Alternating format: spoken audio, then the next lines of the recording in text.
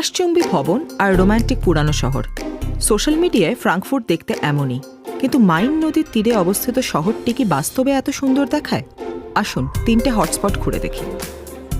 ফ্রাঙ্কফুর্টে বেশ কিছু আর্থিক প্রতিষ্ঠানের কার্যালয় আছে জার্মানির সবচেয়ে ব্যস্ত বিমানবন্দরও। তবুও শহরে মনোরম পরিবেশ খুঁজে পাওয়া যায়। ফ্রাঙ্কফুর্টে গেলে আপনাকে সেন্ট বার্থোলোমেও গথিক ক্যাথিড্রাল দেখতেই হবে। এটি পুরাতন শহরের কেন্দ্রে অবস্থিত। সেখানে অনেক সরু গলি আর আংশিক কাঠ দিয়ে তৈরি বাড়ি আছে। এটি আমাদের প্রথম হটস্পট, টাউন হল, যাকে রোমা বলা হয়। এটি জার্মানির প্রাচীনতম টাউন হলগুলোর একটি।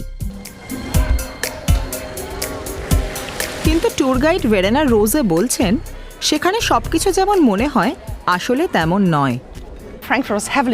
দ্বিতীয় বিশ্বযুদ্ধের সময় ফ্রাঙ্কফুর্ট ব্যাপকভাবে ধ্বংস হয়েছিল। বাইরের সম্মুখ ভাগ আমি বলবো 70% রক্ষা পেয়েছিল। ভেতরে ঢোকার সঙ্গে সঙ্গেই আপনার মনে হবে আপনি 1950-এর দশকে আছেন।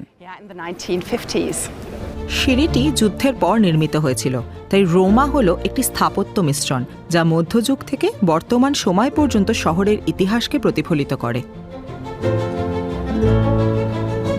একটি উল্লেখযোগ্য আকর্ষণ হল ইম্পেরিয়াল হল, যেখানে রোমান সম্রাটদের 52টি প্রতিকৃতি রয়েছে।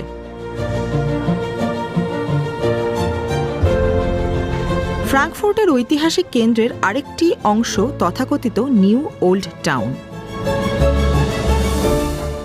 নিউ ওল্ড টাউন শুনতে অদ্ভুত শোনালেও বিষয়টি তাই। এটি একটি অত্যন্ত সাহসী উদ্যোগ ছিল এবং শেষ পর্যন্ত নগর উন্নয়নের সফল প্রকল্প ছিল। দ্বিতীয় বিশ্বযুদ্ধের আগেও এর সবকিছুই ছিল এবং যুদ্ধের পর সম্পূর্ণরূপে ধ্বংস হয়ে গিয়েছিল। আপনি এখন যে বাড়িগুলো দেখতে পাচ্ছেন তা 2012 থেকে 2018 সালের মধ্যে পুনর্নির্মাণ করা হয়েছে। আসল হোক বা না হোক, ফ্রাঙ্কফুর্টের ঐতিহাসিক শহরের কেন্দ্রে বর্তমান এবং অতীত খুব ভালোভাবে মিশে গেছে, যা দেখতেও খুব সুন্দর। এবার 2 নম্বর হটস্পট, লোহার ফুট ওভারব্রিজ, যার নাম আইজেনার স্টেগ। শহরের আইকনিক ভবনগুলির সামনে ছবি তোলার জন্য এটি পর্যটকদের কাছে একটি জনপ্রিয় স্থান। এই পথচারী সেতুটি 1868 সালে নির্মিত হয়েছিল। দ্বিতীয় বিশ্বযুদ্ধের শেষ দিকে এটি ধ্বংস করা হয়েছিল। পরে নদী থেকে পৃথক হওয়া অংশগুলি উদ্ধার করে এটি পুনর্নির্মাণ করা হয়েছিল। এটি শহরের সবচেয়ে রোমান্টিক জায়গাগুলির মধ্যে একটি। প্রেমকে অন্য পর্যায়ে নিয়ে যেতে প্রেমিক প্রেমিকারা এখানে আসেন। এখানে লাভলক বা প্রেমের তালাও আছে। সম্প্রতি একজন সংখ্যাটি গুনেছেন। তার হিসেবে এখানে প্রায় 54,000 লাভলক আছে। লাভলকের কারণে সেতুতে বাড়তি ওজন জমা হয়।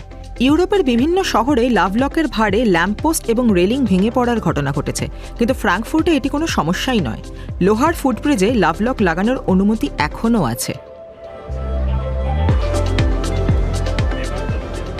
ফ্রাঙ্কফুর্টের সবথেকে জনপ্রিয় ছবির মোটিভ কি? স্কাইলাইন। শহরের লোরবার্গ পাহাড় থেকে এর দুর্দান্ত দৃশ্য দেখা যায়, যা আমাদের তৃতীয় হটস্পট। মূল শহর থেকে গাড়িতে সেখানে যেতে 20 মিনিট লাগে, কিন্তু সেখানে কি অবশ্যই যাওয়া উচিত?